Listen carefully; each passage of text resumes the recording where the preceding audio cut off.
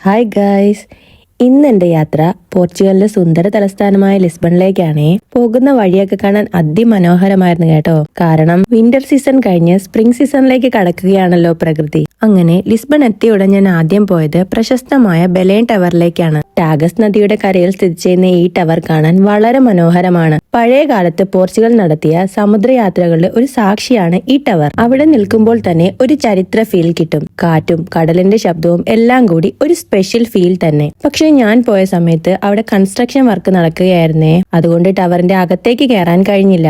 എന്നാലും പുറത്തു നിന്ന് കാണുന്നത് തന്നെ വളരെ മനോഹരമായിരുന്നു. അതിനുശേഷം അടുത്തായുള്ള മ്യൂസിയോ ദി കോമ്പറ്റന്റ് കാണാൻ പോയി. ഇത് പോർച്ചുഗലിന്റെ സൈനിക ചരിത്രത്തെയും രാജ്യത്തിനായി പോരാടിയ സൈനികരെയും ഓർമ്മിപ്പിക്കാൻ നിർമ്മിച്ച ഒരു മ്യൂസിയമാണ്. പക്ഷെ അവിടെയും ചെറിയൊരു നിരാശ, അന്നകത്ത് പ്രവേശിക്കാൻ കഴിഞ്ഞില്ല. എന്നാലും അവിടുത്തെ പുറത്തുള്ള കാഴ്ചകൾ ഒന്ന് ചുറ്റിക്കണ്ടു. അവിടുത്തെ ശാന്തമായ അന്തരീക്ഷം ഒന്ന് ആസ്വദിച്ചു. അതിനുശേഷം ഞാൻ നേരെ പോയത് മോണുമെന്റ് ടു ദ ഡിസ്കവറിയിലേക്കാണ്. പോർച്ചുഗലിന്റെ ചരിത്രത്തിൽ വലിയ പങ്ക് വഹിച്ച സമുദ്രയാത്രകളെയും ലോകം കണ്ടെത്താൻ പോയ യാത്രികരെയും ഓർമ്മിപ്പിക്കാൻ നിർമ്മിച്ച ഒരു വലിയ സ്മാരകമാണിത്. ഇത് നേരിൽ കാണുമ്പോൾ അതിന്റെ വലിപ്പവും ഭംഗിയും ഒന്ന് വേറെയാണെന്ന് തോന്നും. ഇതിന്റെ മുന്നിൽ നിലത്ത് ഒരു വലിയ ലോകമാപ്പ് കാണാം. അതിൽ പോർച്ചുഗീസ് യാത്രികർ ലോകത്തിന്റെ പല ഭാഗങ്ങളിലേക്ക് പോയ വഴികൾ അടയാളപ്പെടുത്തിയിട്ടുണ്ട്. അത് നോക്കുമ്പോൾ നമ്മുടെ ഇന്ത്യയിലെ കാലിക്കറ്റ്, ഇന്നത്തെ കോഴിക്കോട് പോലും അതിൽ അടയാളപ്പെടുത്തിയിരിക്കുന്നത് കാണാം. അത് കണ്ടപ്പോൾ ശരിക്കും ഒരു സ്പെഷ്യൽ ഫീൽ. ചരിത്രവും കലയും ഒരുമിച്ച് ചേരുന്ന ഒരു സ്ഥലം തന്നെയാണിത്. അങ്ങനെ ലിസ്ബണിലെ ഈ സുന്ദര കാഴ്ചകളെല്ലാം കണ്ട ശേഷം